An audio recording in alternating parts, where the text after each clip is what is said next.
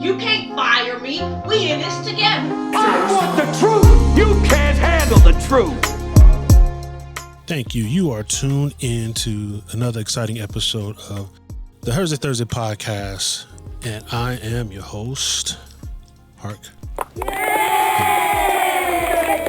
And today we have a special guest with us, the undeniable, ever beautiful, your Lady the Her. Hey, your Lady the Her is back in the building. Finally. I've dragged her off the couch and finally got her down here to do some serious work. Oh, I'm happy to be here. Yes. So we're glad that the Her is back to help us close out the end of season 4. If you're new to this podcast, we are the Thursday podcast, featuring the two hearts, where we have conversations about real life, real talk, and real love. Not in that particular order, though. and this is our season 4 titled In Sickness and in Health, and we've talked about many facets of in sickness and in health when it comes to relationships and marriage, and we're just kind of bouncing off that part of the wedding vows. And we've talked to people about physical health, spiritual health, and mental health, and now we're bringing in our couples. And the first couples that we're bringing in are like I said, we don't have friends, we have family. And this will actually be the first time that Her is meeting these new family members. I'm going to let them introduce themselves when we bring them on. But this episode is episode 10, Ministry, Marriage, and Wellness. And we're going to cover a lot of good topics because these individuals are great. And we've connected on many levels and had some serious conversations. And I said, hey, I need to get y'all on here so I can end out this season 4, and they're the first couples that we're going to have, and we're going to have 3 more, and we're just going to continue to talk about in sickness and in health and the challenges that happens with your marriage and your relationships. How you feel about that? I feel great. I'm ready to get this party started. Good. Before we start this episode, we got to let you know this episode is brought to you by Sons of SP Phillips, our sponsor. And Sons of SP Phillips is an online boutique at www.sonsofspphillips.com that sells new and slightly used designer and name brand clothing and custom accessories and t-shirts like this outside t-shirt that I got on. Outside. She doesn't know what it means when we say I'm outside. I'm like, while you're out there, can you get the mail? No. Why you gotta throw me under the bus? Put my business out in these streets. Your lack of hip-hopology is... Spell it. Nope. But yeah, you can get this nifty shirt at www.sonsofspphillips.com. A lot of items, some sundresses, some shoes, just a little bit of everything on there. Up to 70% off daily, and any order over $45 is free shipping. So check them out, www.sonsofspphillips. You can follow them at Sons of SPP on all social media platforms. So let's get this party started. All right. So we have our wonderful guests. I'm going to let my guests introduce themselves. Go ahead. I am Elder Arraeliuse Garrison. I'm Lady Takeara. Lady K. Garrison. We are the pastor and first lady of the Citadel Family Church here in Florida. We've been married for 5 years. We are a blended family. Pursuing life, pursuing faith, pursuing love. I love it. Yeah. Yo. Yes. Awesome. So just a little information for our listeners, new and old, how we became acquainted with the Garrisons. Actually, me and First Lady were having conversations. I believe it was through one of the podcast groups, and we were kind of talking about podcasting. And we just formed a relationship definitely as brother and sister. And as I got to know, I call him Pastor Brother. I think he's a dynamite guy. We was on. They got me on TikTok going live now. And me and And Pastor. you've been doing so good. Yeah, I made 15 cents last night. Ooh, okay. A whole, Hey, man. a whole 15. 15 cents. I don't know how to get it, but I got it. And me and Brother Pastor had a couple deep conversations about manhood, fatherhood, and a couple other things, things that are happening in society. So he's definitely a good brother. They're a great couple. And when we get back down to Florida, we're definitely going to drive up and see you. And when you guys want to make a trip to Ohio to visit me and her, we would appreciate it. And, we can all hang out. Yeah. I don't know why you would want to come to Ohio, but Right. It's here. We've been in Florida all our life. We gotta explore. We don't know nothing. It's not much to explore up here. So, but hey, come on up.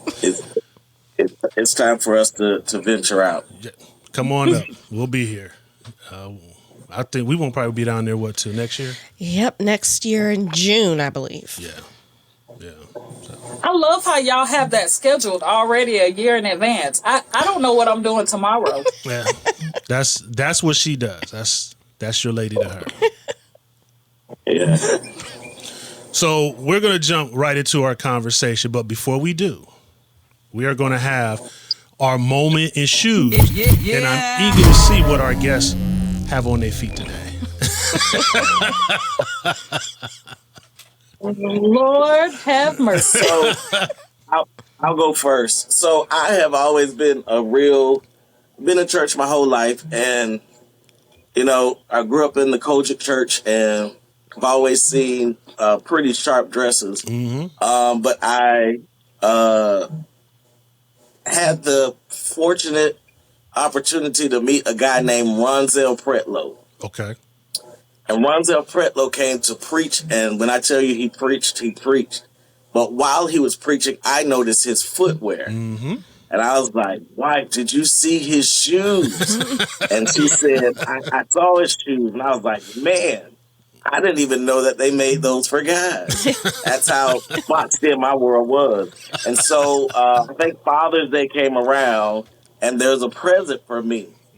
Okay. And in that box were these. Ooh, okay. Ooh. Oh. He got the red bottoms. Red bottoms. Yeah. So I was like, so anytime you see me in my collar or in my vestments, those gowns that you see us wearing, know that my bottoms are. Have you been wearing? They are red. Have you worn them? Oh yes, sir. I wear them. Okay. Yes, sir. You wear them. Yes, sir. I wear them. Okay. Now there was a time when I would have put them up for special occasions, Right. But I buried enough people to know that every day is a special occasion. Okay, Right. say So Yes, that. I wear these at least once or twice a month. Okay. Yeah, I got my. He won't. I won't wear them outside. Oh, okay. I never wear them outside. I only wear them inside. I wear my Stacy's to get there, and once I get inside the office, I switch. I'm not going. Yeah. And you can get the bottoms redone, but I'm like, I'm not gonna go through all of that. I was about to say that because I got her a pair, and what store was that? Oh, shucks. Nordstrom's. Yes. So and we got it from Nordstrom's, and the lady told us that you're supposed, because they're smooth and they're slick. So she said that she suggested that we go to this. He was called the shoe guy. The shoe guy, and they'll put like another red Protected on covering there on them and give you some traction. Yeah. So I put that on my I put that on the website, but but if you just wear them inside, So you're good. we have a sealant on this. Uh-huh. We have a sealant on mine, but if you watch, there's a video in particular where I am speaking in front of the audience, and I start stepping down the steps, and I slip just a bit. And if you look, you'll see that those bottoms are red. But yeah, hey, yeah. Okay. I correct it real smooth. But if you look, you'll see. Yeah. Okay. You gotta be quick and You gotta get that so, traction they on slippery, there. But I don't wear them outside, and a lot of people don't understand. It's like they just shoes you should wear them outside. Guy, clearly you've not bought these. Right. Right. Clearly, you've not paid for these. Right. That's the difference between people just buying stuff and people who know fashion and people who know style. Yeah. Right. And there's some people. I was walking at. We were at a convention. We had put on a convention, and I was walking by, and I heard somebody whisper, "Elder got on some nice shoes." She's awesome. And that's a compliment in the church world. You hear me? Right. Yeah. That's a compliment. So yeah, and also so that's my shoe. But as a pastor, they also be like, how much the church paying him? And that's the thing. That's the thing too. Everybody just assume that everything that pastors wear, pastors just stealing, and it's not so. Right. We buy our own stuff. We got receipts for our own stuff. If anything, being in ministry has cost us money. Yeah, Yep. We come out of our pocket to make sure that the church is okay. right. So that we haven't made anything off the church. The church, if there's a shortage in the church and the membership can't cover it, falls to us. Right. Absolutely. So yeah, And we have yet to be able to be one of those pastors that could take a salary from the church. right. So no. Growing up as But that's the thing though. Anytime the pastor has something nice, it's one or two things that they do. Well, he's stealing from the church, or this argument which aggravates me. Well, he should only live as good as the poorest person in his church. yeah, I don't get that one. We don't have the same ambition. We don't have the same drive. right. Why should I live at that level? But I digress. Yeah, growing up as a digress. son of a pastor, sometimes sometimes people get online and they say this and that because you got those other mega ministers who want their own airplanes and all this other stuff, and I was like, that's them. Don't let what you think about them fog your memory about what really goes on in the church. Because growing up, my dad was a social worker, and he worked for Department of Youth Services he retired actually doing that. So he was a social worker, and then when we moved to a different state, he went and found another juvenile facility to work in as a social worker while he was preaching full time. So he was working full time and preaching full time, and then we moved back to Ohio. He did it again, and then he became the chaplain of the juvenile center. So when they say, well, all these preachers, no, my dad bought his own Cadillac, my mom's truck, his Roadmaster. I know for a fact. And then he took love offerings for the longest because he was working. Right, so, you should. Right. So he's, and that's why I kind of like, if you don't know how the church work, hold your comments because you can't let all that persuade your judgment about what's going on in the church for real. Right. And I have found that more than likely, these people don't go to church, don't know anything about how church works, and the only interest they really have in church is to try to dismantle it or bring it down. Yep. Right. So I try to stay out of it for the most part because I spoke with one lady who was like, well, why churches got to take up offerings? She really didn't understand that churches have bills. Right. And I explained it to her very simple. I said, every bill that you have at your house, the church has. We got to make sure that the lawn is cut. We got to make sure that lights are on, the air conditioners working properly. We got to make all of this stuff. Yeah. And she was like, well, I didn't know that. Well, now you know. Yeah. And even on top of that, for those pastors who are just full-time pastors and don't work, because some of them, because, as a pastor, you're not just hopping up there on Sunday morning preaching and going home. Right. They have things they do during the week. There's counseling. Yep. There's hospital visits. There's a lot that pastors do. Hospital visits, hospice visit, counseling, and that's just the stuff that you can schedule. That's not the thing that when somebody pop by and say, "Hey, my family's short here." Yeah. I get calls often when people are just we've already had things scheduled. I remember I had preached. And my mom was like, hey, I want you to go to the hospice. We got a family member in the hospice. So I went because my mama asked. Of course, I'm going to go. Right. Went there thinking I was just going to be there, do some words of encouragement, pray. And I did that. But while I was there, I was walking through hospice and another family said, hey, Pastor, can you come in and pray with us? Right. Can you come in and get... So now I'm a family that I don't know. Not necessarily I planned on doing that. The family's waiting on me for dinner, but duty calls. Yes. And so I go in, I pray with them, I minister to them, and I go on my way.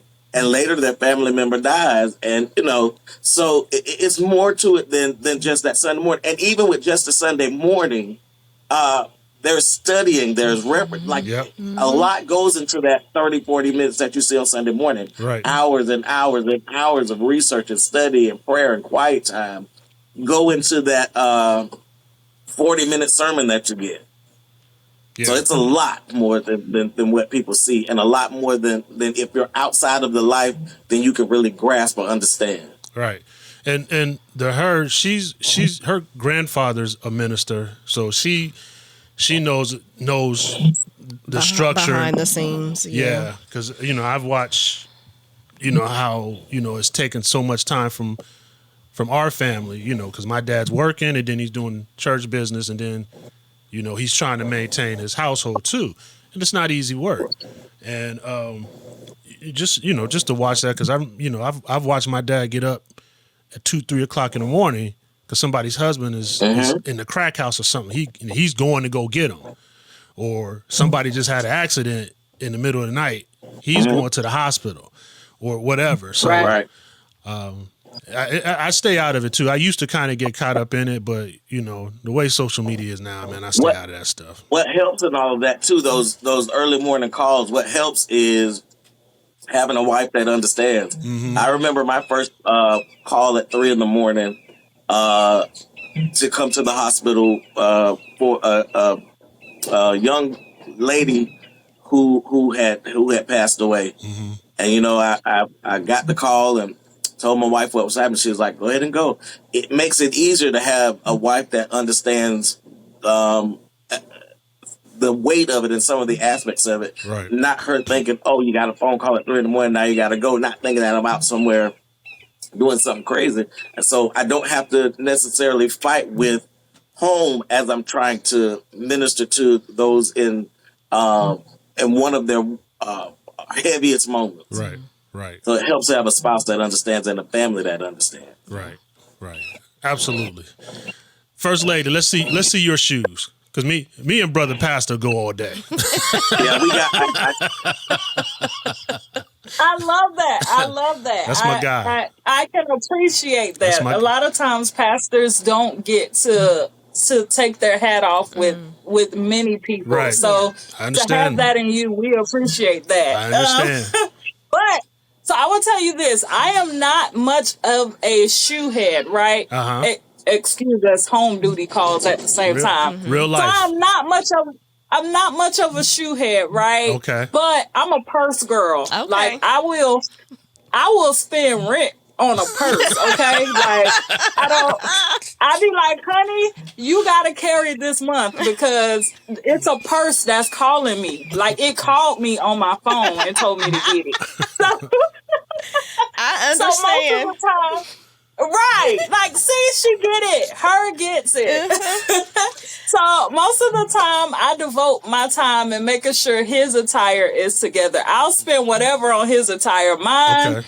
I will go to Walmart and go get a cute little dress. I'm not even gonna lie to you. I will go to Walmart, TJ Maxx, Marshalls, but my purse costs rent. I'm not even gonna lie to you.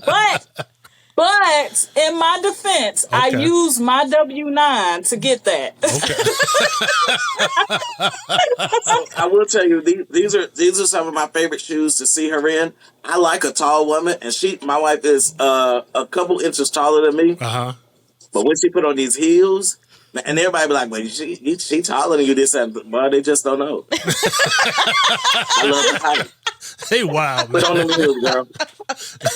But yes, so these shoes are, I don't know what era they're in, but do you remember the penny loafer shoes, the ones that you could put like the little penny in? Yeah, I got some loafer. So I put quarters in mine. See, you done upgraded, man. We do it. Yeah. I'm saying you gotta put that 13 cent that you 15. Oh, 15. Don't cut them short. 15. 15 I gotta put some respect on it. Make sure you tighten up that 15 now.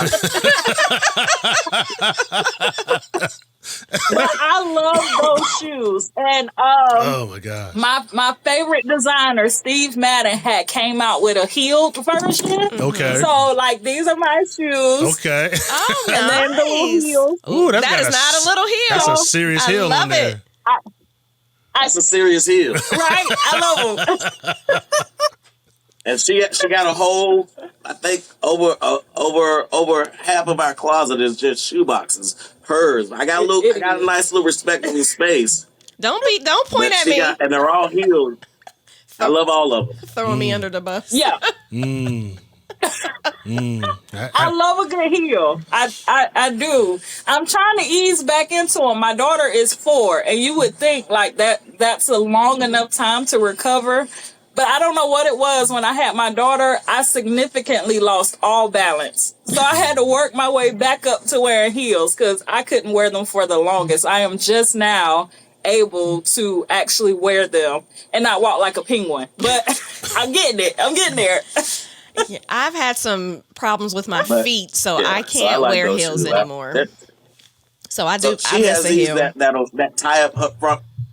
Mm-hmm. Yeah, she has this pair that tie up to her knee with the little strap, the little shoestrings or whatever, man. Love a good shoe. Oh, So okay. So those are our shoes. I don't know if they're but Oh no, they're good. Perfect. They're good. So her wanted me to bring out her new Air Force Ones that we got in Vegas this past very week. nice. Yeah. Those are nice. Yeah. Those are cute. Let's Yeah. keep a stomping in my Air Force One. So that's We're what not she gonna did. ask why he know that song. So everybody know we're sneakerheads, but the thing about us, we're not paying ridiculous amounts of money for shoes. So for us, it's more about the hunt and the deal we can find. So Yeah, because that shoe was exclusive to the particular store we were in. Yeah. We tried to go on like the Nike app to see if I could find them there. But there was just exclusive to that store.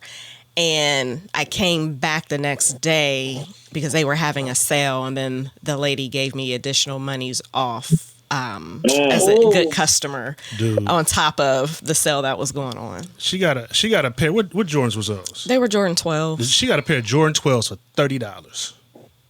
No. See, What? so is the great deal as good as having the shoe? Ooh, Oh. that's a good question. I would say, yeah, like, don't get me wrong. If the shoe I want is not on sale, I'm going to get the shoe. Yeah. But Right. it makes it But if you can get that shoe sweeter. for- yeah, Yes. yeah. Yeah, it's something about getting what you want for at a cost that's a really good cost. Yeah. Yeah, because we were in Vegas and we stopped at the Louis Vuitton, is that what it's called? Whatever it's called.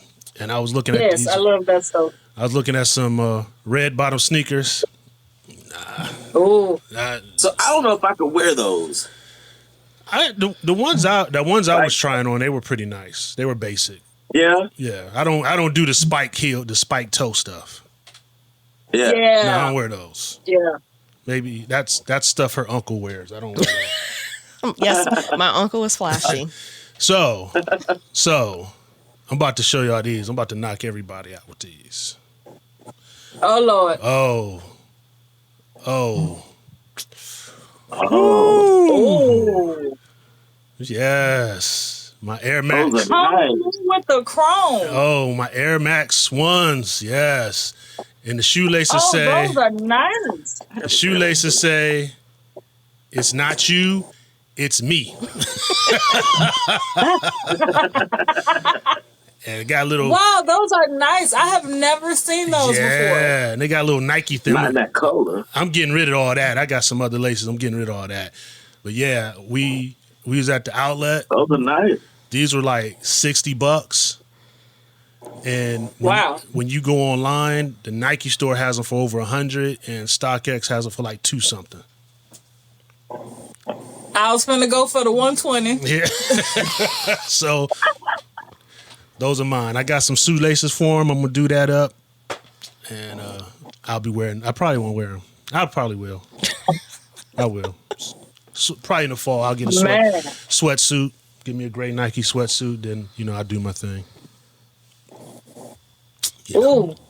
Yeah. Those shoes need to be in that little glass case that they be having when people be putting them on the walls. No, you need one of those. That's where my 50th anniversary my Bronx Origins. Yeah, you're welcome. Yeah, thank you. Those are in a glass case. Christmas gift. You're welcome. You see what the her did? Yeah, she does. Yeah, I got those in a glass case. Those will never be worn. So I'm looking at them right now. I see them right now. Oh, you gonna have to pin somewhere in here those shoes. We got to see those. I got a video. I'll put the video back up there so y'all can see it. Oh, good deal. All right. So with this topic that we're talking about, so this is our fourth season of the Thursday podcast. And it's ran a little bit longer than I wanted it to, but I think it's a great message that I've been working on for the past year called In Sickness and in Health. And we've dwelled in like different different aspects of what that means in a marriage and in a relationship. And I'm at the point now where I want to bring in some couples to also talk about in sickness and in health, especially you, Pastor Brother, because what that means, because I'm sure you've done your fair share of weddings and had to say those vows and have them repeat them, and also want to know what that means to you, and if you and your wife had to deal with any health complications between you two, and how you guys work through it. I mean, you don't have to go too in detail, but if there's anything, and just kind of let us know how you dealt with them and how faith and how helped you get through it, and like what kind of message do you give to your members when you're counseling them, especially in this aspect. Because today in social media, all they're talking about is who's paying for what. They're all about the for richer or for poor part, and who's paying the bills and this, that, and the other, and never realizing that there's another aspect of the relationship that needs work, and that's your health. And health is a lot of different things, not just your physical health, your mental and your emotional health. So if you if you can just kind of share and reflect on some moments that just kind of inspires you, as you talk to some of your members, that'd be great. So one of the things that I think in regards to your vows when you get married, that all of us have taken, sickness and in health, for better, for worse, and all of that. I think ultimately the message is simply this: if you want your marriage to work, if you want to have the success of being married 20, 30, 40 years, it comes down to two things, I believe. One, being faithful, and two, being respectful. Right. I no matter how mad I get at my wife, no matter how many opportunities come, that I can step out and I can step out discreetly, and she'd never find out. But I'm faithful. Right. Because one, I recognize who I have in my wife. I recognize that not very many women, if any, can step into the role that she plays in my life. And although we aren't always lovey-dovey and on good terms, even when I was most mad at her, I still didn't want anybody else in a spot. And so be faithful, and then respect. Always be considerate of the person. Always be mindful of their needs. Always be mindful of their space. Try to consider the situation from their point of view. Give full space to their ideas and how they feel about it before you just shut it down. And I think that if you do that, the marriage can last. If you have two people that are really into the fight, not just the pomp and circumstance of the wedding, but really want to make the marriage work. It's hard. It's ugly sometimes. There are times when you just don't want to look at your spouse. you want to throw a mug at them, but that's there are times. The Dollar Tree mug, not the one that cost $20. But you want to throw something at them, but you work past that. Marriage is about working, and I think people miss that these days. They, as soon as they hit the first bump, they want to leave, and then they have horrible people in their ear. People that, girl, you should leave him. You gonna let him just talk to you? You gonna let him tell you can't go out? You gonna let him tell you you can't spend that? That's your money, girl. You can't. Right. No. And then you have some women that will listen to that and leave their marriage and leave their family for foolishness. Mm-hmm. So, and I'll give one example, a rather personal example. You stopped me when we, my family, when we got married, has been supportive. My mom has been supportive. My sisters, my nieces, nephews, they have all supported. They just want Uncle D to be happy. If Auntie K make Uncle D happy, then that's all that matters. Right. Her family has been with some turbulence. And I understand why. I absolutely understand why. Her grandmother and grandfather were absolutely okay with it. They supported us. And before he passed, gave full-throated support. Mm-hmm. And always said, grandson, take care of your wife, take care of your family. And don't worry about nothing nobody else got to say. That's right. That's what he was saying. But her mom was a bit, resistant. That's the word. Okay. Her mom was a bit resistant, and a particular incident was with her stepdad. Her stepdad had a checkered past with the family, and so what I told him when I married in was, hey, whatever deal you got going on with the family, that's fine. That's with y'all. I said, me and you good. I said, so long as you don't cross my family or do anything like that, don't cross me. I said, we're good. I said, I don't care how the other family regards you. We're good. Mm-hmm. You welcome at my house and welcome at my table. We're good. So he proceeds to cross me, cross my family, called my wife, talking crazy. She 8 months pregnant. He called her. I'm finna go over to your house. And she was, and she told him in a very real way, no, you ain't. Mm-hmm. No, you're not. You're not going over there. So once he crossed me, I told him, if you cross me, you crossed out. I'm done with you. I said, anything having to do with my family, it's over. Mm-hmm. And so when I said that, I meant it. My wife stood beside me. Her mom obviously stood with her husband. And for maybe a year or two, it was basically no communication. She stood with me through that. She stood by me. But we had a conversation that she understood, hey, this is my line of respect. And if he's going to be that disrespectful, you can't come in my house. I don't care what you call yourself. You can't come into my house. She walked with me through that, and she stood with me through that. And most families would have been like, you only know him all these years, or you've been with us your whole life. You're going to choose a man over your family? And she did. Mm-hmm. So that is what those marriage vows are about for me. No, just made me think of a similar situation on my side of the family.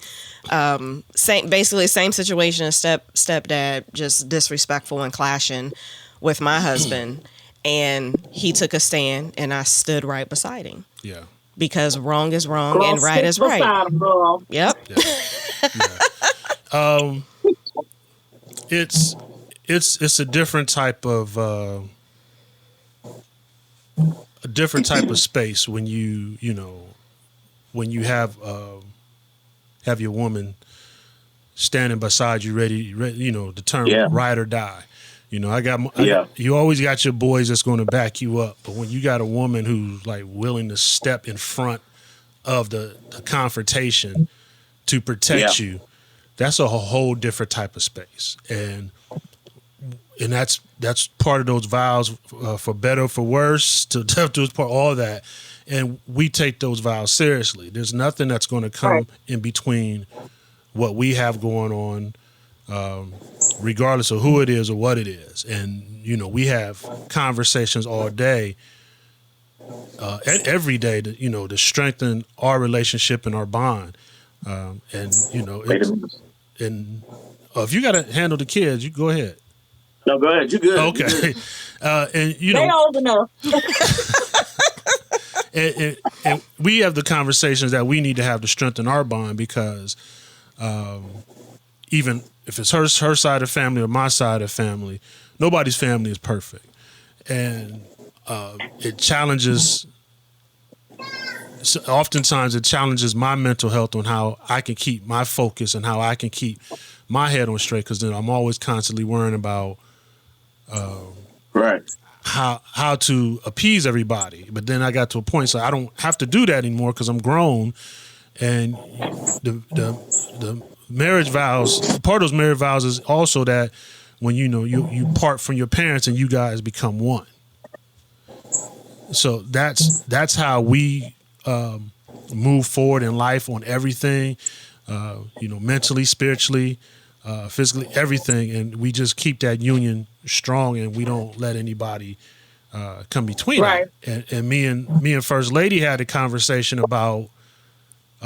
We were talking about the man that leads and a woman that submits. We had some kind of conversation about that, and I was, as a husband, being a protector and a provider doesn't always mean paying every bill. And as a provider, I need to make sure that she's mentally straight, making sure that she's able to get up in the morning and do what she needs to do without anybody getting into her head, or if somebody's fussing at her or whatever. Just make sure that she's on point, to a point where I have to protect her and make sure she's good. And that's also just part of that, being the lead. And then as I lead, she follows. And if I'm leading a direction that's not conducive for both of us, she'll step in and pull me in that right direction, as she should. Right. And important in that too, in that leadership, and when a man can take confident leadership, is knowing that his wife is going to follow him and not embarrass him. Yes. It's something to be in a room where you make a stance and you say, this is it, and you stand up to walk out, and your wife is lockstep with you, versus you make a stand and you get up to walk out. She's sitting there with the people that are now against you. Mm-hmm. It gives a man security, and I don't think women really understand the fullness of this, but it gives a man a certain level of security and pride to know that he can count on the support of his wife, at least in public. Like, whatever the call is in public, that's what we're doing. Now, when we get in the car and when we get home, I might get knocked in between the washer and the dryer, but in public, we lockstep. And I think that is very, very important. That public perception is, if she make a call that I don't like, I'm going with her. I mean, we're going to go off the cliff together. Yeah. I trust that she's not going to, do anything detrimental, but we're going to go off the cliff together. Now, when we get along, I'll be like, you got to explain this to me. What is going on? Yeah. And more often than not, she can explain to me, and I'll be like, whether I agree or not, I'll be like, okay, I'll run with that, Yeah. So that's important. That inherent support to know that your spouse is with you no matter who or what. Right.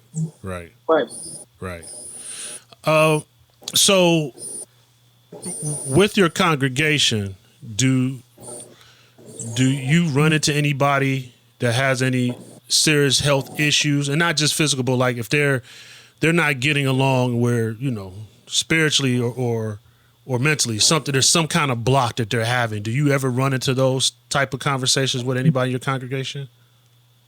So there have been a few. There are two that come to mind. One was the health of the relationship, and one was a physical sickness. Mm-hmm. One member had an aggressive cancer.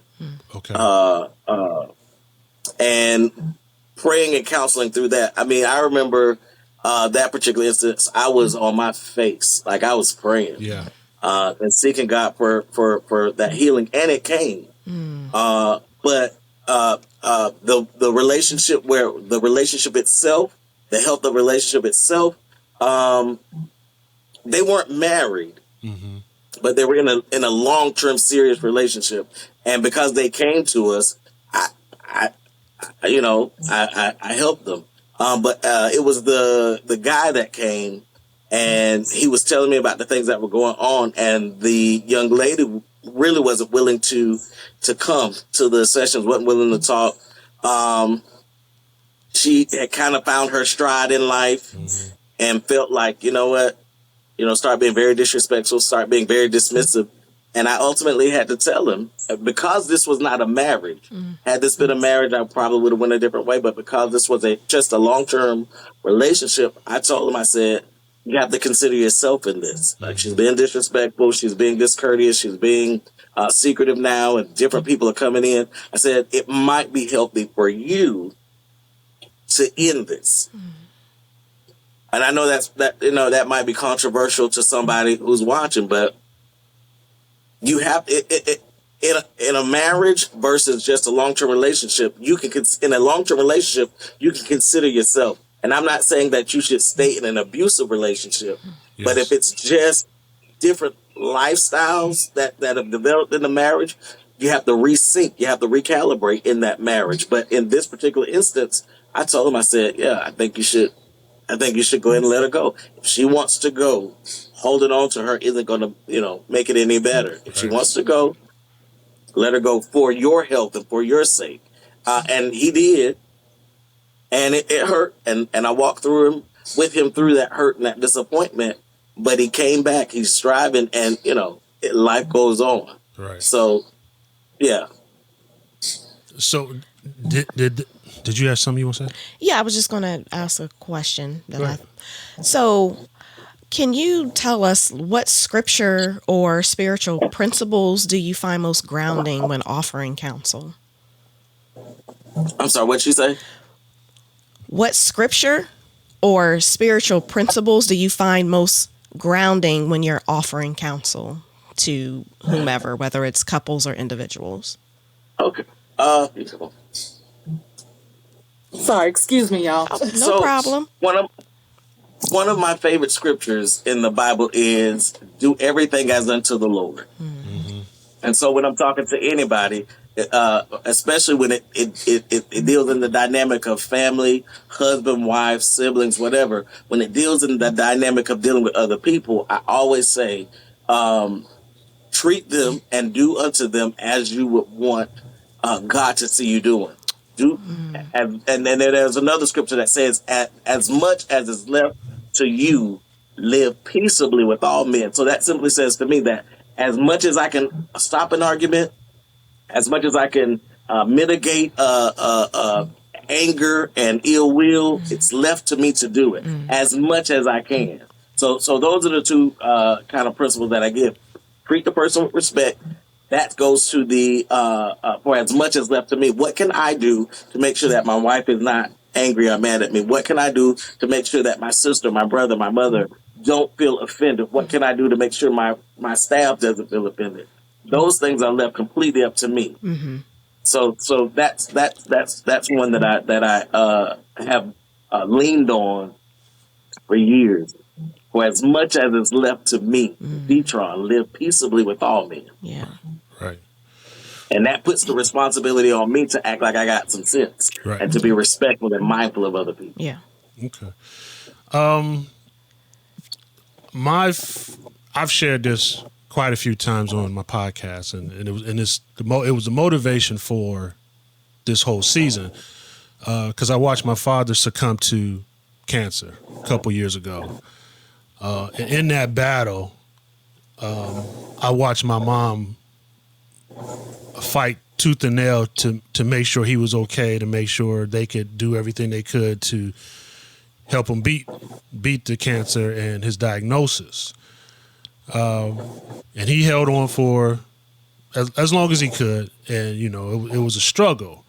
So even though I know you guys are fairly young like we are, but have you faced any health challenges that kind of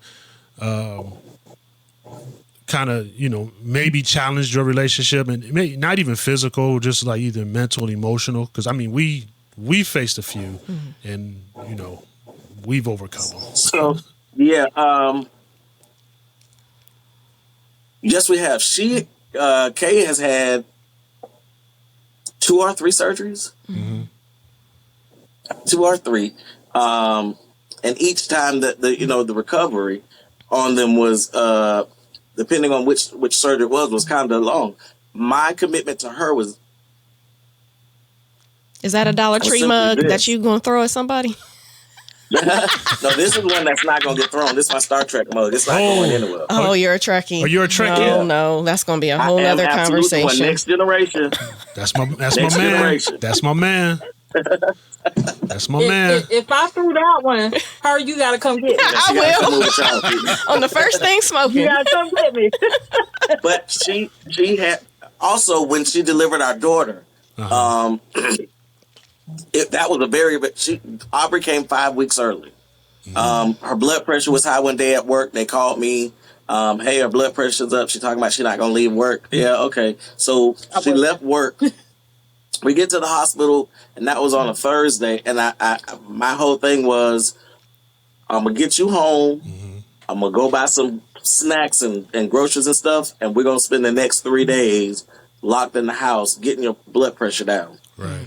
So the doctor comes in, they do the examination, and the baby is fine. She's elevated blood pressure, but they tell us, go home and get some rest. The attending then comes in as we're packing up, and I remember she was out at the desk getting the discharge paperwork, and I had forgotten something in the triage area where I was, and the attendant comes in and says, "Are you Mr. Garrison?" "I am." He says, "You guys aren't going anywhere." He says, if these test results are right, we're going to see your baby tonight. We're 5 weeks. We don't have anything planned. And I remembered my wife telling me that in her first delivery, how she felt alone and abandoned. Stop me from getting too personal. And I remember that she was at the hospital by herself when she delivered her son. We weren't together. She had to struggle with the health issues and all of the complications that came with a pregnancy that she had. And I was determined that she would not feel, she'll be aggravated with me before she felt lonely or abandoned. Right. So from the time that they admitted her, I stayed with her, hand and foot. What do you need? Tell me what you need. Tell me what you need. I only left with her permission to try to keep the kids that we had already on their regular schedule. Right. But I was not gone from the hospital more than an hour and a half any given day. And she was in there, I think, about a week. About a week.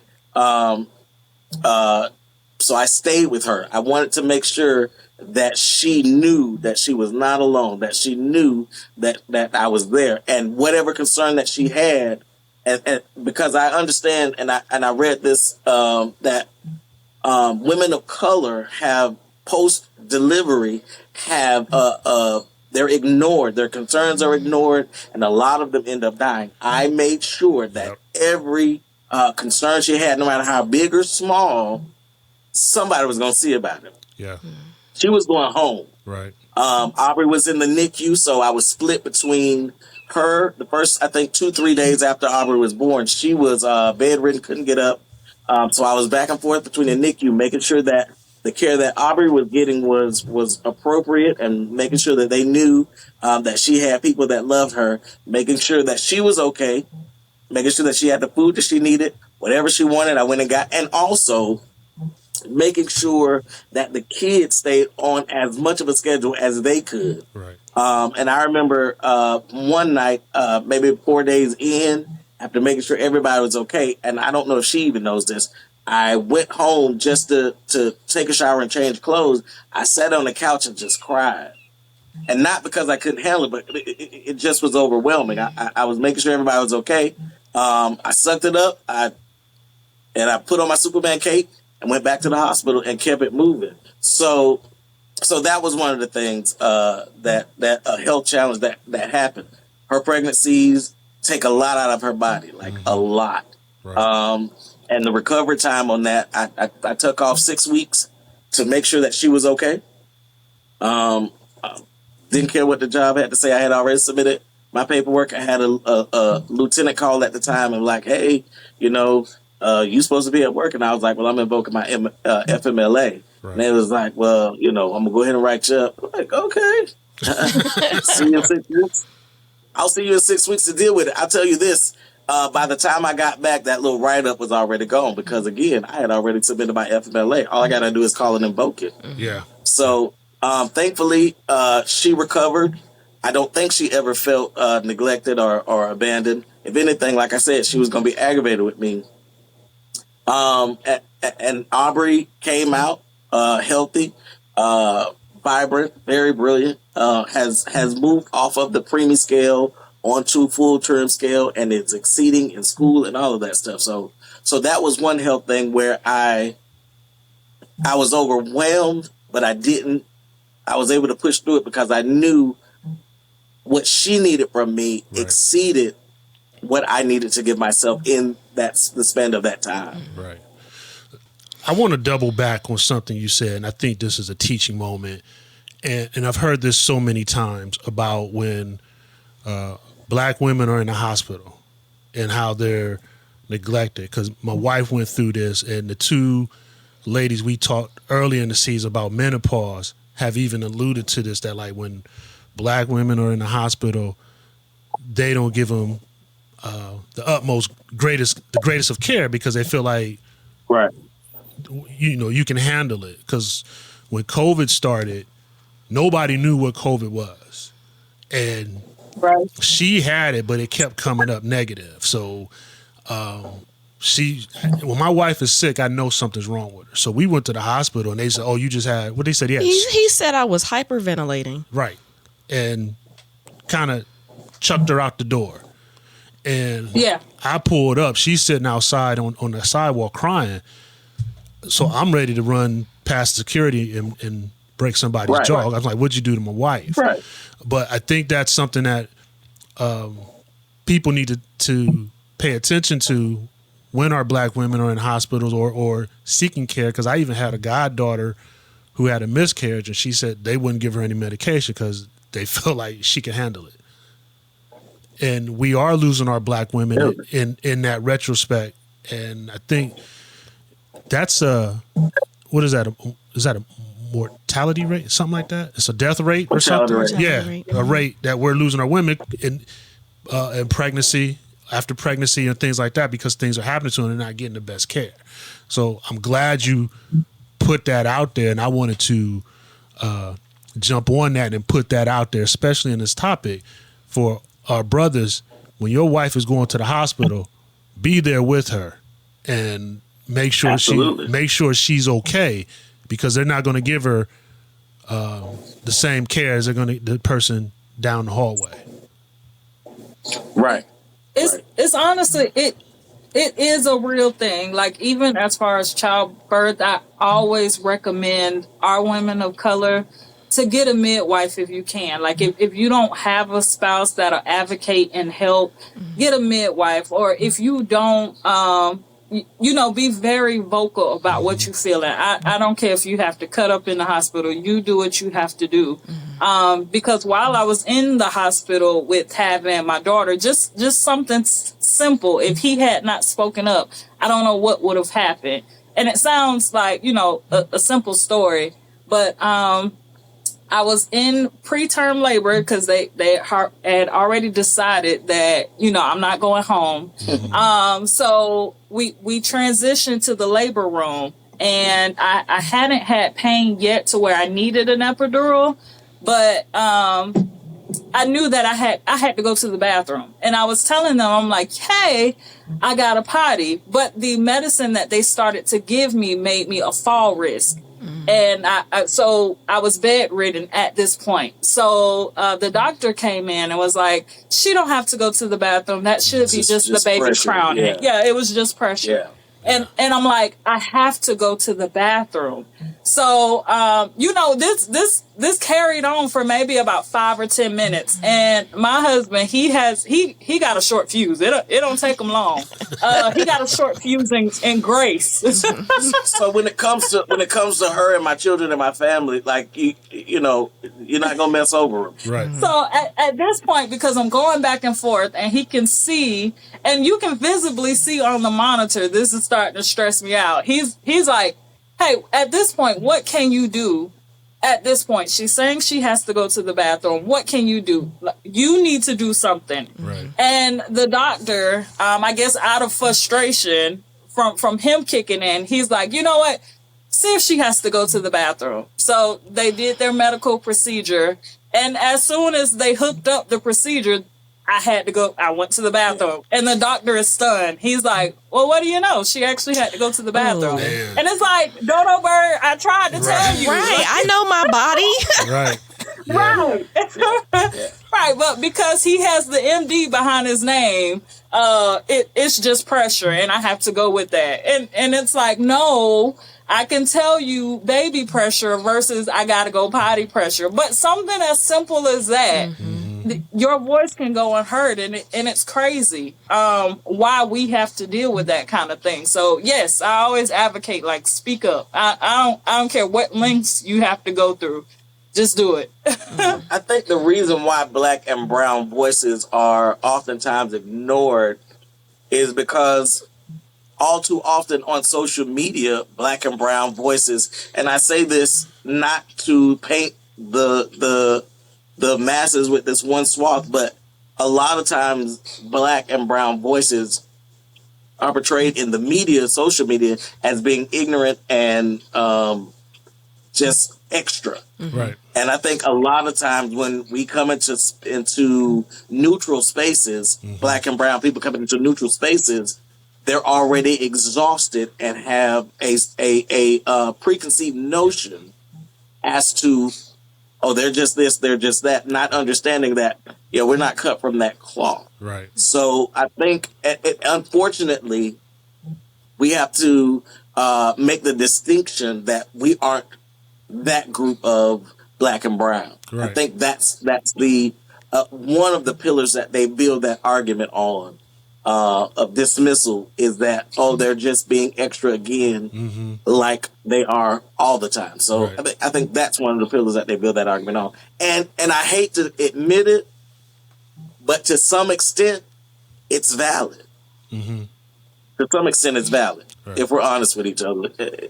Right. Some of us are loud and ignorant, like, yeah, and just do too much. Even for me, sometimes we just do too much. Right. And I think that's why in those neutral spaces, we are oftentimes dismissed. Mm-hmm. So we have to advocate for ourselves all the more. Right. Right. I understand. That's why Carnival changed their rules. I was about to say that. Doggone Carnival. And I saw the videos. And I'm gonna tell you something. There's a I don't know if you guys, but if you spend a certain amount of money, you expect a certain amount of ambiance and atmosphere with the thing that you do.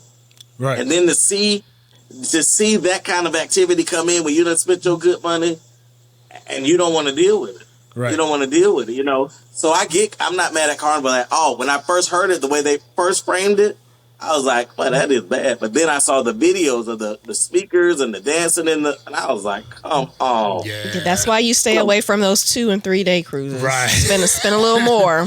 Go 5 and 7. 7 days or more. Never on the spring breaks or anything like that. Never that. We got the formula. Right.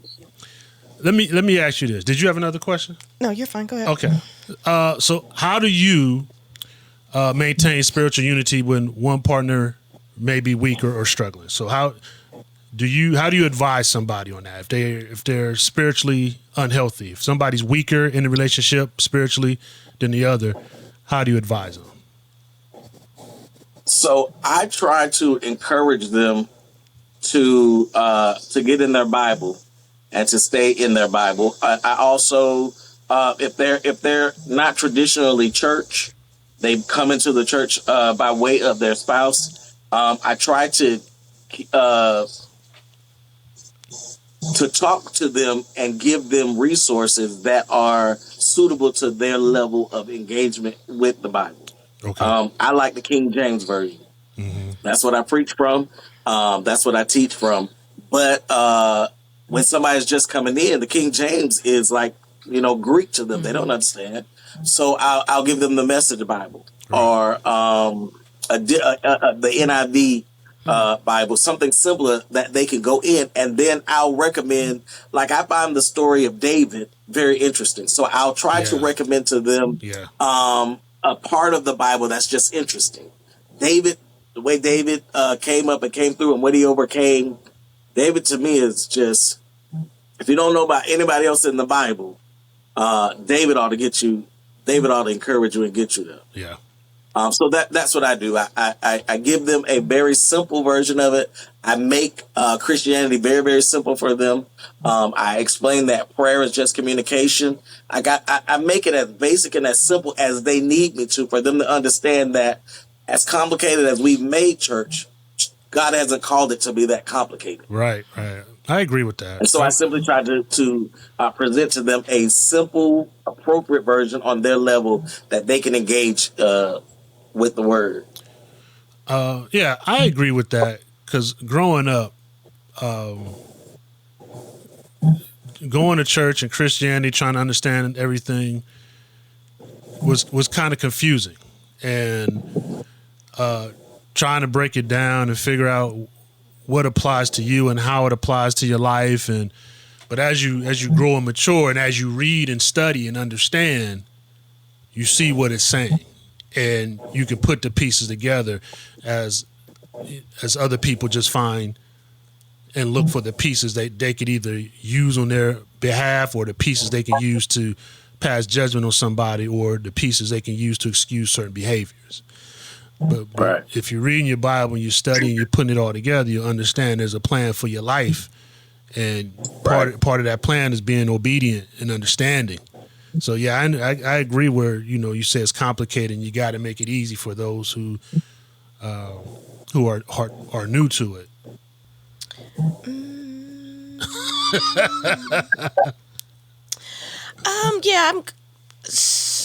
Makes me think about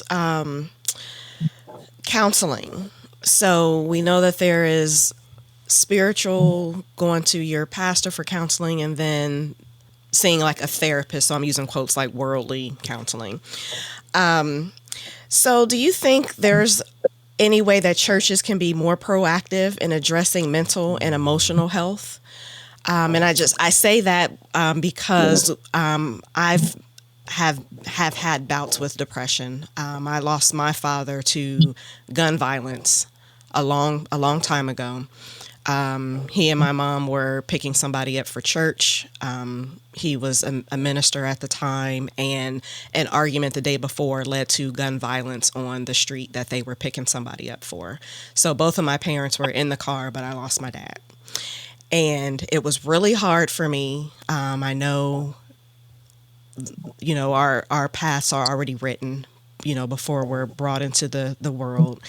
And it was meant to happen that way. But I took it really, really hard. I was depressed for a very long time. I stopped eating. I wouldn't drink anything, like no fluids, water, nothing. I would just lay around depressed. And my aunt recommended that I go to see a therapist. And my grandfather, old school Baptist pastor, God gives you everything you need. You just need to pray about it again in your Bible. And I battled with that for a long time. And I'm like, well, God put doctors on this earth. So when you have a broken bone, you go to the doctor. A therapist is a doctor. And that's the way I got my mind around it, to seek an actual therapist to help me break through and get through it. So yeah, I'm just posing that question. Do you think there's a way churches can be more proactive about addressing mental and emotional health? Before you answer that, let me say this. I want to say how proud I am of my wife for sharing that. Because I was gonna say that too, but I was gonna wait. Because I love my wife dearly, and I know how uncomfortable this space is for her. But I am overly proud of my wife for sharing that, because I wouldn't have done it. Because I know, like you asked your wife, tell me if I get too personal. I know my wife's triggers, but I am overly proud of my wife at this moment. And, the love I have for her just every day it magnifies, but it just doubled today. So I just wanted to put that out there for anybody, you know, support your wife, support her, be a woman. And, you know, this is what it's like to lead. This is leading. This is providing for my wife right now, you know, and I didn't have to pay a bill to do it. So those who are watching, this is what it means to be the man of the house, the household, the leader, the provider, the protector. This is what this means right here. So go ahead, brother. I didn't mean to cut you off. Yeah, sometimes leadership is falling back. Yeah. And letting your wife, because I know that and I'll get to the answer, but I know that there are certain situations and circumstances that I know where I'm weak at. And since we've been married, my wife has shown me some of my triggers. Mm-hmm. And so now that she's helped me recognize that when this happens, you do this, and this is why this isn't working. And I've adhered to that, and I'm still fighting some days to deal with those triggers and say, okay, I'm saying, okay, I've been triggered. Let me face it. But sometimes leadership is falling back and letting your wife take the center stage and letting her handle the space. So yeah, I commend your wife for being that vulnerable to share that kind of thing. So, but one of the things that church can do to support like mental health is one, acknowledging that going to sit on somebody's couch is sometimes necessary. Yeah. That's what now in the old church, they had the faith to where when you were sick, you took the anointed cloth and you laid it across them. They had the faith to cure some illnesses that way. I've known of cases where somebody was sick with cancer and they got prayed over, their hands were laid on them, and the cancer was dried up. Mm-hmm. But I also, and I preach this at my church, is get prayer. But sometimes you need to go sit on somebody's couch. Yeah, yeah. Sometimes you need to talk to somebody with more than just a collar. And yeah, go talk to somebody. And there's a stigma again in our spaces of going to see a psychiatrist or something.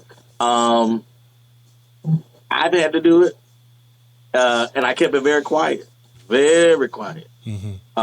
There are still the extent of what I was going through. I think I may have shared it with my wife, but the extent of everything that I went through to have to go sit on that couch, had I not sat on that couch, I don't know that I would be here. So I believe in God. I prayed. I spoke scripture over my life. I spoke all of that stuff. I know the word of God. I did all of that, but I also had to go sit on that couch. Mm-hmm. And so I think that church needs to understand that it's not a lack of faith that puts you on the couch. You can love God, you can be faithful, you can be dedicated to your word and understand that, and still sometimes have to just go sit on the couch. Mm-hmm. That does not make you any less of a Christian. That does not cheapen your walk. That does not lessen your devotion to God. Simply means that you needed to sit down and just have a conversation with somebody who can help you understand what it is. God has allowed these signs to grow and develop and be presented to us. Yeah, if you break your arm, you go to the doctor. Well, my mental is broken a little bit. Mm-hmm. I got a mental fracture. I need to go to somebody that can handle that. Right. And now I am going to seek prayer, but I'm also going to talk to somebody. Right. Yeah. And I think a lot of times, in addition to what he was saying, that we do need to acknowledge sitting on somebody's couch more in church. I know with us, with our members, we push and encourage, like, hey, go. And sometimes we've actually held conferences where we brung people in, like since you, because the reality of it is insurance doesn't always cover it. True. And sometimes you can't always pay for it. Yeah. So we were like, we're going to bring it to you. We're going to do this one for you. So that's a real thing too. But a lot of times, a lot of people get to this place where they don't think they need therapy because they're fine as an adult. But what they don't realize is they may have had childhood trauma and triggers that is surfacing in their adulthood. Right. They need to understand why do I respond like that? Right. And that was something that I had to kind of face. So for me, typically my personality is happy-go-lucky. Like I'm always seeing the bright side of things, and I'm always laughing and joking and playing, even in serious situations. My husband will be like, that's not funny. That's a real situation. And I'm joking about it. And it wasn't until one time I had a conversation just randomly with a pastor who called me out and was like, do you realize that you laugh a lot to keep from crying? Do you realize that your laughter is a trauma response to certain things? And it wasn't until he called that out, I was like, okay, something might be wrong with me. Like, because I'm always laughing and I don't think anything is wrong. But come to find out that I had childhood trauma and triggers that surfaced in my adulthood. And because I laughed over it so much, I didn't see the signals that I needed to actually address something in my past to perfect my future, if that makes sense. Yeah, it does. It does. That's big. That's big. So, yeah. So I remember when we moved in together, because we didn't move into with each other until we got married. We did it that way. But when we moved into the space, I moved from my closet into our new closet. I hung everything up, was putting everything in the space that I wanted it to go into. She left everything in a bag and in her bags. And I was like, after a week, I was like, why haven't you unpacked? You planning on going somewhere? And she shared with me that there were some things that happened in her childhood that conditioned her to stay ready to leave at a moment's notice. Wow, oh my goodness. And I told her, I said, look, well, you ain't got to worry about that. And I unpacked it myself. Hey, yeah, we here. Like, you stay here. And I did some things to kind of make her feel secure. I made some moves that made her feel secure in having her stuff out, not being able to get up in the middle of the night and leave at a moment's notice. So those childhood things come back up, and they're triggered. We may not understand why, and the pastor can pray it up, but unless you're anointed enough to understand what the Spirit is saying, go sit on the couch. Yeah. Go sit on the couch. Wow. Talk it out, work it out, figure it out. That's deep. That's deep. Just a couple more questions, man, because I know you guys got to get to the kiddies here in a minute. So just closing it out, just want to know, what are just some things that you think every couple needs to hear? So, like, how can they maintain hope with their vows, and what kind of support can they build outside of the church, like beyond the pews? You know, you have any input on that? And this might be an unpopular thing, but if you are husband and wife, the Bible says you become one flesh. Right. I believe that it's us against the world. It's us against everybody else. I feel like if this isn't working, the kids are not going to be okay. If this isn't working, the house ain't going to be okay. If this isn't working. So I endeavor, and we're still figuring it out. I endeavor to make this good so that everything attached to us can be good. If this fails, then it doesn't matter what else we've built, because it crumbles too. Right. So church is good, but when you come home from church, I take off my collar and I hang up my vestments and all of that stuff. I got to be a person. And this is the person that I've chosen to do life with. And as long as you're doing life together, I'm saying separate your relationship from the church and from everything around you. Make sure y'all are okay. Make sure that y'all stay boyfriend and girlfriend. Make sure, because when we look back, even when I look back on our relationship, and I want to get ours back to where it was when we were dating. Like, we used to do late night runs and you know, different things like that. We have responsibilities, But I have started trying to figure out, hey, how can I build into our life maybe once or twice a month to where we can just go out and just hit our old spots like we used to. And it's not anything crazy. We would go to Sonic, get a hamburgers, tater tots, and some milkshakes, and sit there and just talk. Right. And that's what our relationship was built on, us just having those conversations. That's how we did our first conference, the conference that she was talking about where we brought the mental health people in.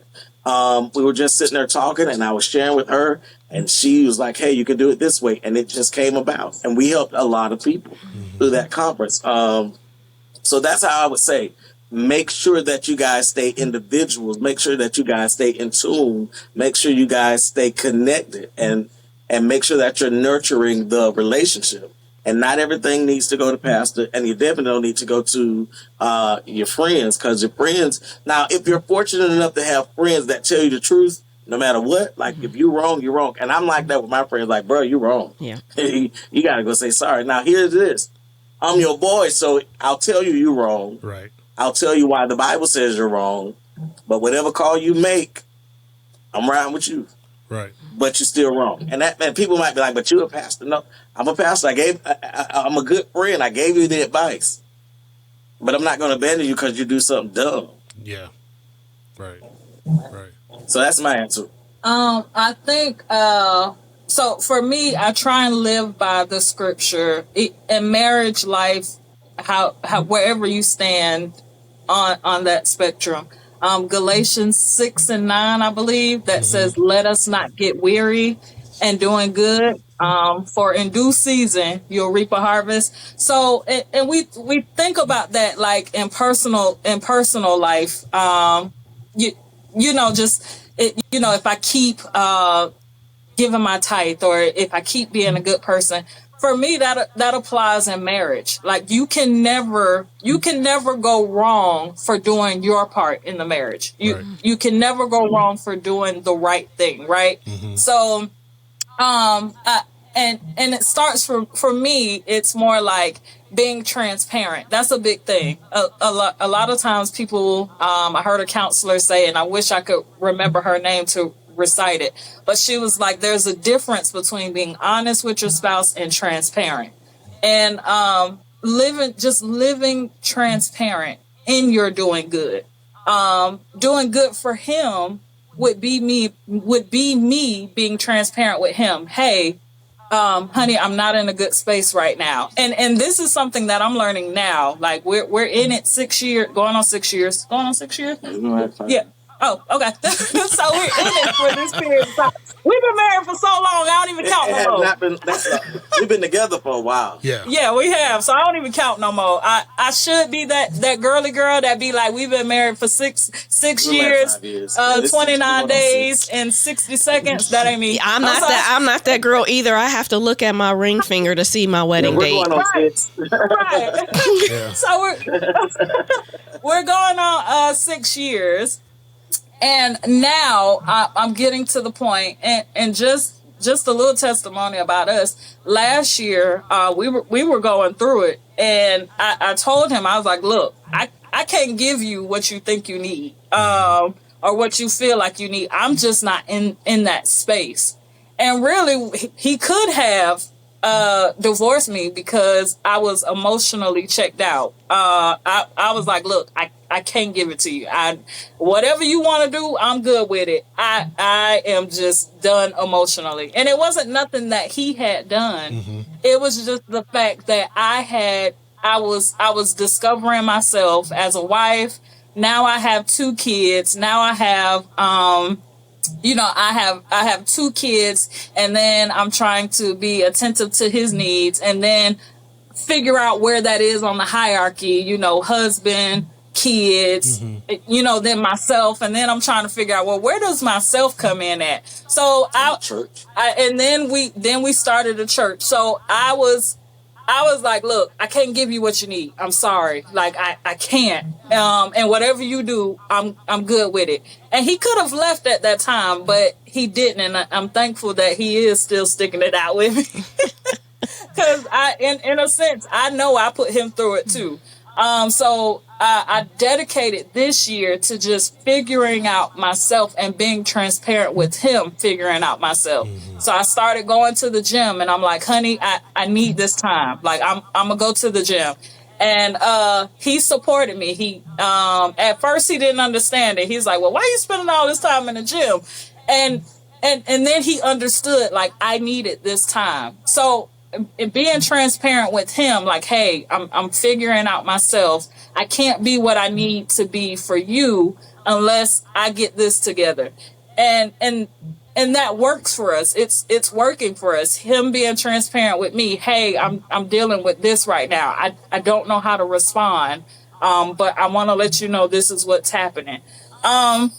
So yeah, that's a real thing. You can never go wrong with doing good in all aspects. And in that due season, it'll flourish. It'll flourish. You'll thank your future self for showing up for yourself now. So yeah, that's all. And, Okay. and the other thing of that too is this is not responding emotionally all the time. It's not responding with emotions all the time. Sometimes you have to be logical about your relationship, logical about marriage, and emotions may tell you walk out. Emotions may tell you cheat. Emotions may tell you to do a number of things, but the logic and the pragmatic side of you has to take over and say, hey, if you're gonna have something worth respecting and worth respect, just push through and fight through. That's what we're doing. Right. Brother Pastor, I want to ask you one last question, and then I'm gonna have you, give us some information where we can find you on social media and your church website. I usually ask this when I have couples on. Do you have a Black Fathers Matter moment? A moment. Do I have a Black Fathers Matter moment? Yeah, like a moment like with your kids that just made you feel like I'm doing my job, or I'm just so proud of my kids. So I have those often.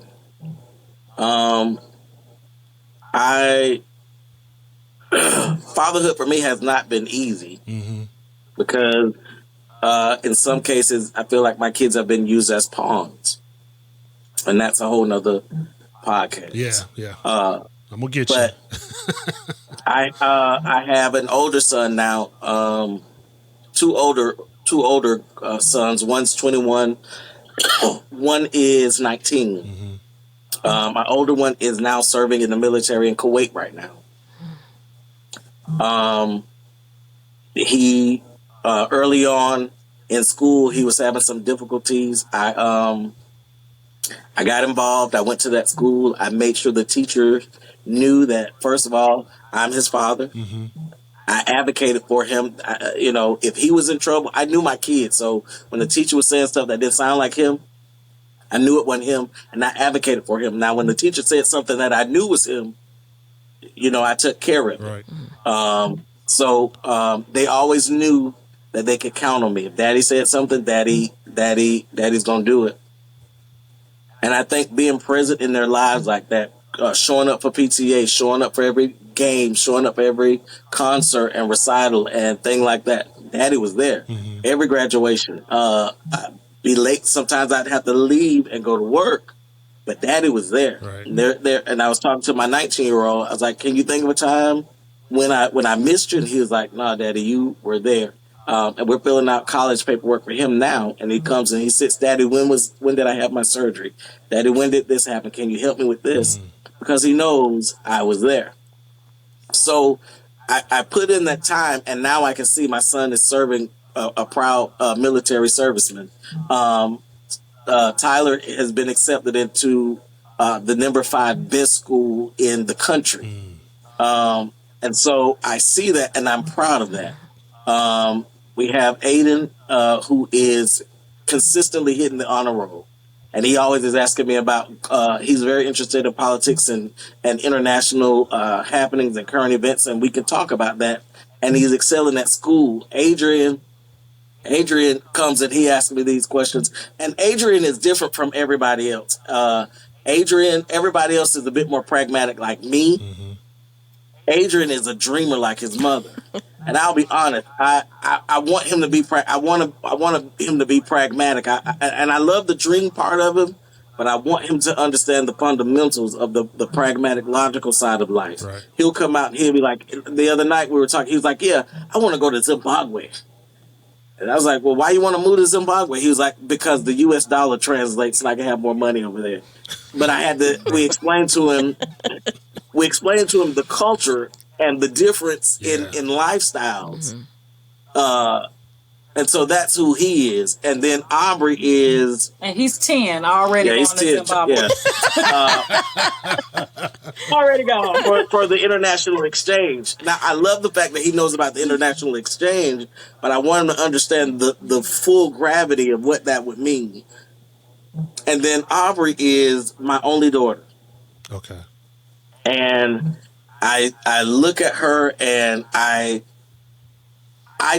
the thing about her is I never want the fact that I'm her father to be something that she has to heal from. And so I have those moments every day, proud daddy moments when I pick her up from school.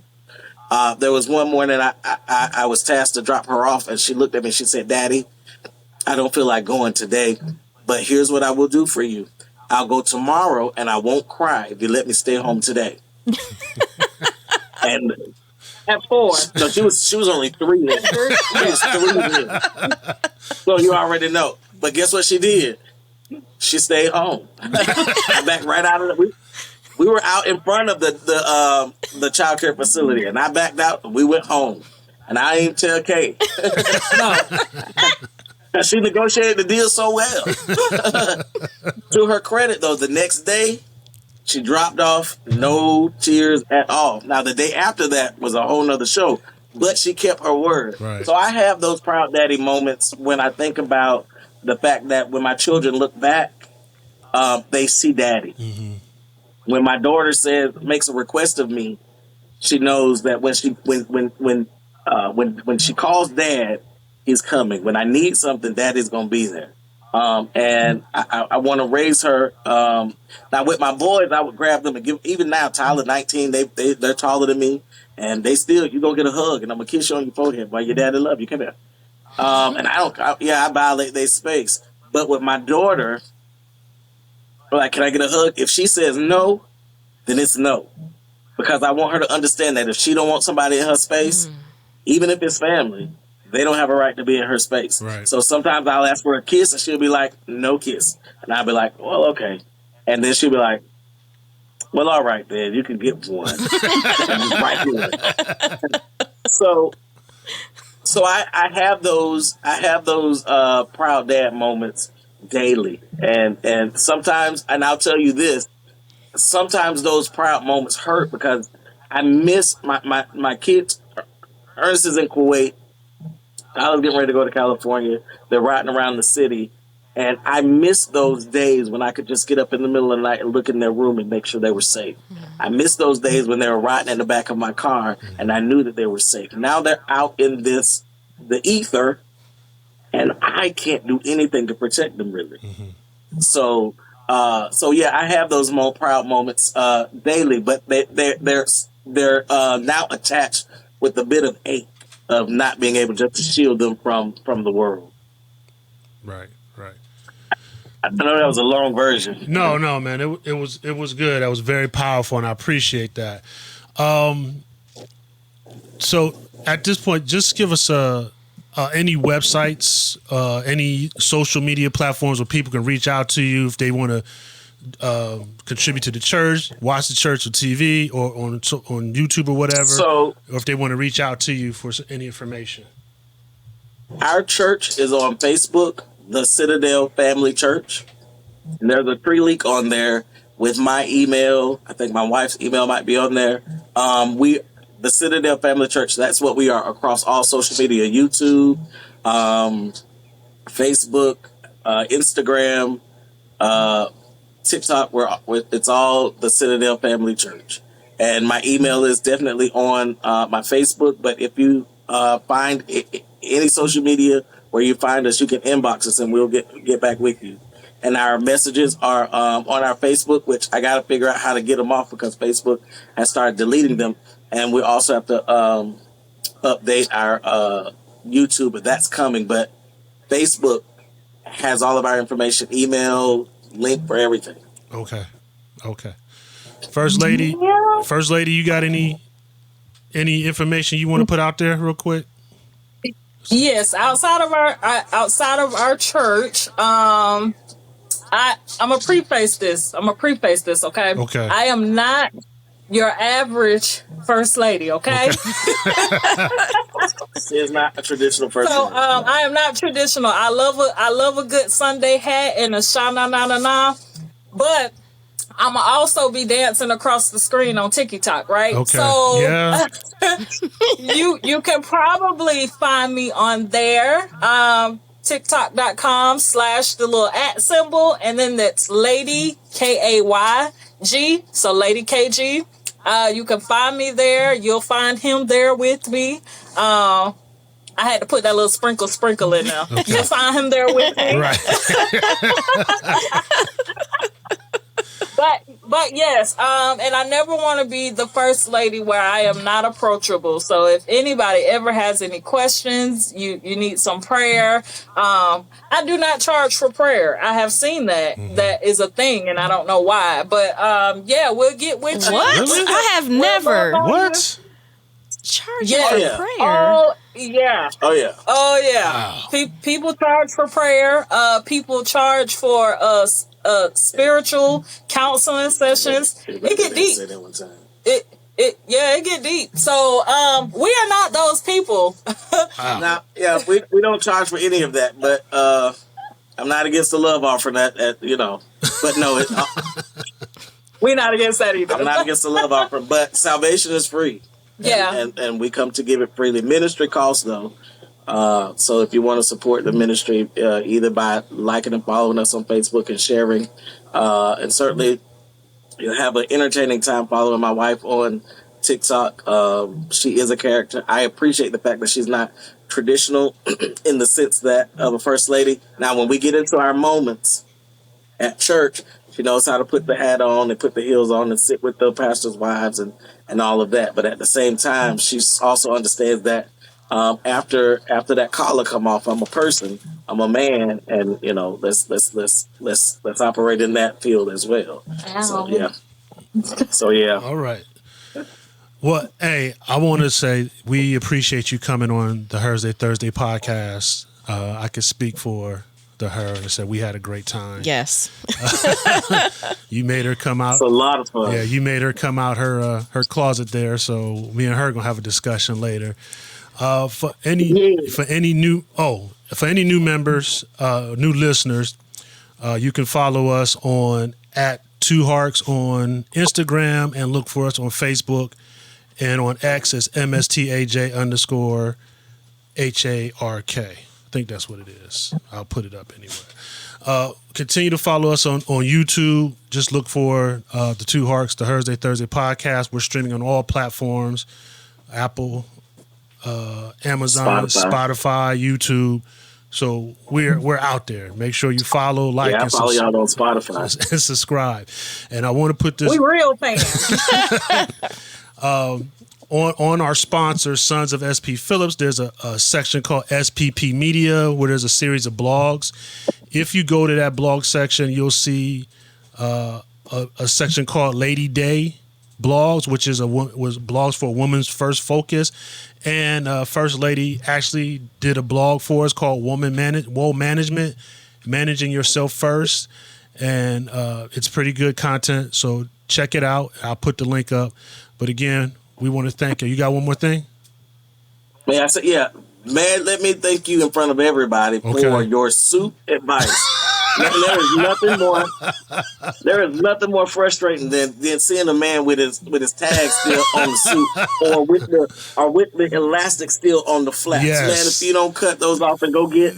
So, man, every time I see him, I share them because I'm tired of. Like, I've had to go and help bishops. Yeah. They think that this is how it's supposed to be and how you let people know it's a new suit. No.